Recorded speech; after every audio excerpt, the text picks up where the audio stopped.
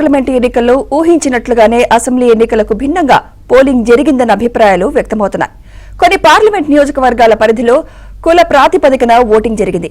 అలాగే ఉత్తర తెలంగాణలో ఒకలా, దక్షిణ తెలంగాణలో మరోలా పోలింగ్ జరిగినట్లు రాజకీయ విశ్లేషకులు వ్యాఖ్యానిస్తున్నారు. ముఖ్యంగా 5.5 నెలల క్రితం అసెంబ్లీ ఎన్నికల్లో ఆయా నియోజకవర్గాల్లో ప్రధాన రాజకీయ పార్టీలకు వచ్చిన ఓట్ల శాతం ఈ ఎన్నికల్లో పూర్తిగా రివర్స్ అవుతున్న సంకేతాలు స్పష్టంగా కనిపిస్తున్నాయి. కొన్ని పార్లమెంట్ నియోజకవర్గాల్లో ప్రధాన పార్టీల ఓట్లు భారీగా క్రాస్ అయినట్లు సమాచారం.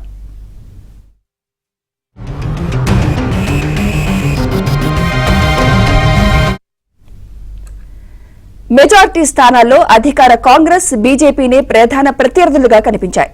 నిజామాబాద్, ఆదిలాబాద్, మెదక్, కరీంనగర్, చేవెళ్ల, మహబూబ్ నగర్, మల్కాజ్గిరి, సికింద్రాబాద్ లాంటి చోట్ల ఓటర్ నాడి విభిన్నంగా కనిపించింది.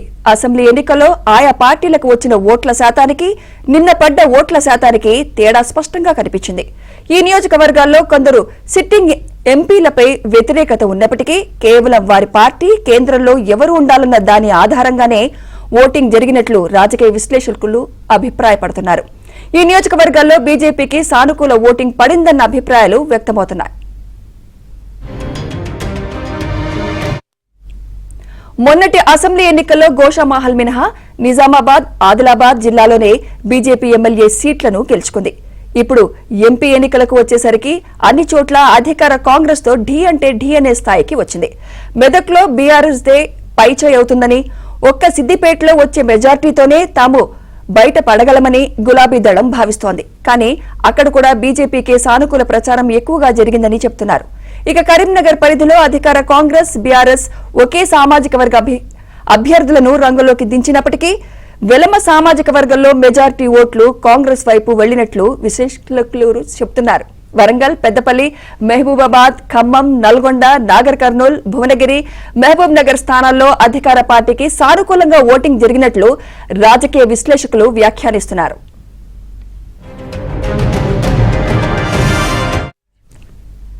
అయితే 1-2 చోట్ల అధికార కాంగ్రెస్ ఓట్లు బీఆర్ఎస్ అభ్యర్థులకు పోలేనట్లు తెలుస్తోంది. ఉదాహరణకు ఖమ్మం పరిధిలో తమ సామాజిక వర్గానికి అధికార పార్టీ టికెట్ కేటాయించలేదన్న ఆగ్రహంతో వారు బీఆర్ఎస్ అభ్యర్థికి ఓటేశారు. అలాగే కొన్ని నియోజకవర్గాల్లో తమ అభ్యర్థి ఎలాగూ గెలవడన్న అభిప్రాయంలో ఉన్న ఆ పార్టీ క్యాడర్ ఓటర్లు బీజేపీ వైపు మొగ్గు చూపారు. ఫలితంగా 2019తో పోలిస్తే కమలనాథులకు గణనీయంగా సీట్లు పెరగొచ్చని ఓ రాజకీయ విశ్లేషకుడు వ్యాఖ్యానించారు.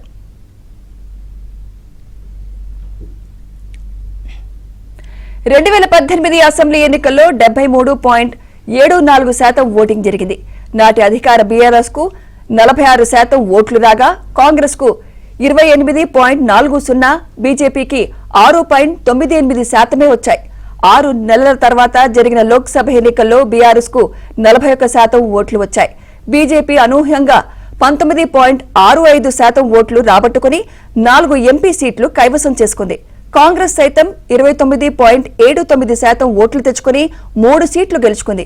ఇక నిరుడు జరిగిన అసెంబ్లీ ఎన్నికల్లో 71.97% పోలింగ్ నమోదు కాగా కాంగ్రెస్ కు 39.40%, బీఆర్ఎస్ కు 37.35%, బీజేపీకి 13.9% ఓట్లు వచ్చాయి. కానీ ఈ ఎన్నికల్లో బీఆర్ఎస్ ఓటింగ్ శాతం తగ్గి బీజేపీకి బాగా పెరిగే అవకాశం ఎక్కువగా ఉందని విశ్లేషకులు చెబుతున్నారు.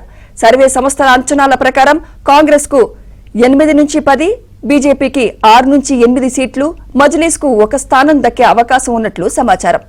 బీఆర్ఎస్ 1 సీటు గెలవకపోవచ్చని, అదృష్టం మెదక్లో గట్టెక్కే అవకాశం ఉందని చెబుతున్నారు.